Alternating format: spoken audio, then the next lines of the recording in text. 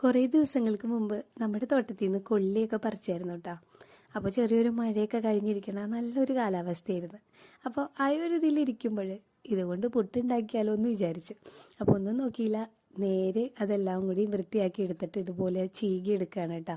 അപ്പോൾ നല്ല പൊടി പോലെ തന്നെ നമ്മൾ എടുത്തിട്ടുണ്ട്. ഇനി ഇതിലെ സ്റ്റാർച്ചൊക്കെ ഒന്ന് പിഴിഞ്ഞ് കളയുകയാണ്. സാധാരണ നമ്മളിത് വേവിച്ച് വെള്ളം ഊറ്റി കളഞ്ഞൊക്കെയാണല്ലോ ചെയ്യാറ്. അപ്പോൾ ഇതിന് അങ്ങനെയൊന്നും ചെയ്യാൻ പറ്റാത്തതുകൊണ്ട് നമ്മൾ ഇതുപോലെയാണ് ചെയ്യാറ്. അപ്പോൾ ഇതുപോലെ പൊടി പോലെ കിട്ടിയിട്ടുണ്ട് കേട്ടോ.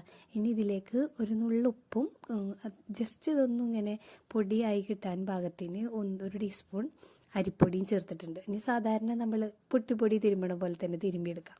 പിന്നെ എന്താ, നേരെ നമ്മുടെ പുട്ടുകുറ്റിയിലേക്ക് തേങ്ങ എന്നുള്ള രീതിയിൽ നിറച്ചു കൊടുത്തിട്ടുണ്ട്. ഇനി ആവി കയറ്റി ഇതുപോലെ നല്ല അടിപൊളി പുട്ടായിട്ട് കിട്ടിയിട്ടുണ്ട് കേട്ടോ. ഇതിങ്ങനെ തന്നെ കഴിക്കാൻ ടേസ്റ്റാണ്. കട്ടൻ ചായയും കൂടി ഉണ്ടെങ്കിൽ പറയേ വേണ്ട.